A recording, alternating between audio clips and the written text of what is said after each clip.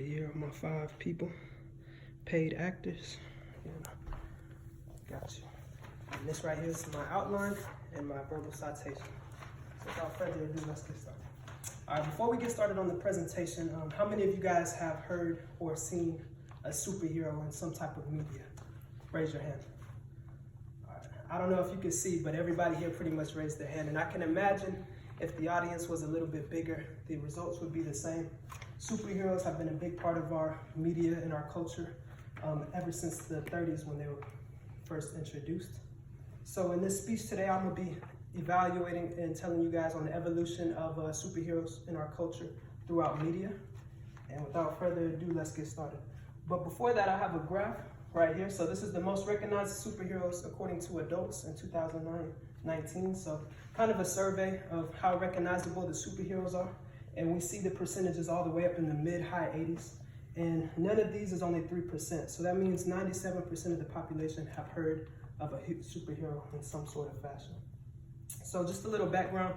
Before the term superhero was arised, there used to be these things called Pope heroes. And Pope heroes were people who had abilities, but not necessarily superhero abilities, but these characters included Popeye, Tarzan, and characters like that. So that kind of laid the foundation of the introduction of a superhero. So the first superhero ever introduced in a comic book was Superman, and he was in Action Comic 1 in 1938. And they portrayed him as this person that could fly, and he had superhuman strength, superhuman abilities, and the concept of that was very popular throughout society.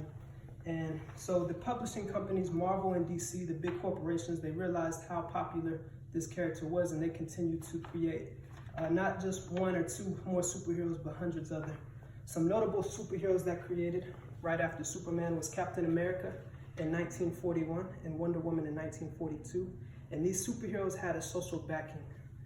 During that time, World War II was going on. So I don't know if you ever paid attention to the colors of Superman, Captain America, Wonder Woman, but they're always red, white, and blue for the most part. And that was created to instill a sense of patriotism and nationalism across America at that time. So comics remained the main media source throughout society for a couple of decades. Comic book sales in the 50s and 60s, they were selling millions of copies per week, but that number started to dwindle come the 70s, and that's because a technology became more prominent around households in America, and that was the television. So kids' attention span was getting shorter. They weren't necessarily going out purchasing books and reading comics as much as they were watching television. And one of my citations right here is my first verbal citation in the dataset finder created by Rachel Dix Kessler. The preferred superhero source content began to change in the 70s with the rise of television. Prior to the 70s, there was only 2 superhero television shows created, but at the beginning of the decade, more than 10 shows were created and broadcast across America. So in the 1970s, these publishing companies, Marvel and DC, realized how popular television was, and they didn't want to get left behind. So they took their characters, their superheroes, and portrayed them on the television screen. And in my graph right here, you can see the numbers of series released. Before 1970, you only had a handful. And then after 1970, you could kind of see it increase. And this is a series released within a year. So in 1970 alone, we saw multiple series, at least 12 released within that year. So TV shows became the main media attraction for superhero content. This lasted for about a couple decades, 70s, 80s, but these corporations began to go through a rough patch because with television shows, they cost a lot to produce, and you're not necessarily generating the revenue you would like on them because you're not purchasing to watch television, you're more so paying for the cable. So with all these television shows they had going on at one time, it took a lot to produce, so they were losing out on a lot of revenue. And in my second verbal citation, as stated by Karen Oppas, an editor for Nexus, in 1966, Batman was the most popular title, selling just under 900,000 copies per issue. In 1996, the January issue sold only 100,000 copies. So you could kind of see the difference or the dwindling sales in comic books go down from the 60s to the 90s. So these companies had their backs against the wall. They were in trouble.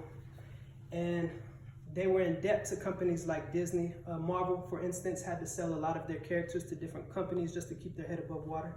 So with their backs against the walls, they decided to take their characters and move on to the next form of media. And that would be film and movies. In 2008, we saw two big films released, and this was Iron Man and Dark Knight Rises. There was movies released before these two movies, but they didn't do nearly as good in the box office and critically acclaimed. And if you see in my next graph, you can see the superheroes released through 1980 to 2018. Before 2000, we see a couple, but after 2000, you see an exponential increase of superhero movies being produced. And that was because Marvel and DC both, produced movies within the same year. And this really created a golden era of superhero movies ever since 2008. And we're still in that era as of right now. And my third verbal citation kind of shows how popular these movies are. As stated by Amy Watson in Statista, many of the movies generated box office revenues exceeded $1 billion, including Avengers: Age of Ultron, Iron Man 3, and Captain America: Civil War. It's safe to say superhero movies are at the forefront of the cinematic universe. And moving on to my next graph, you could see just how successful these movies are in the box office. Ever since it goes back to 1978, very successful. This is in $1 billion of revenue. So with that being said, superheroes have been a very important part of our culture since the 1980s and have been a very important part of our culture for 80 plus years and continue to gain popularity today.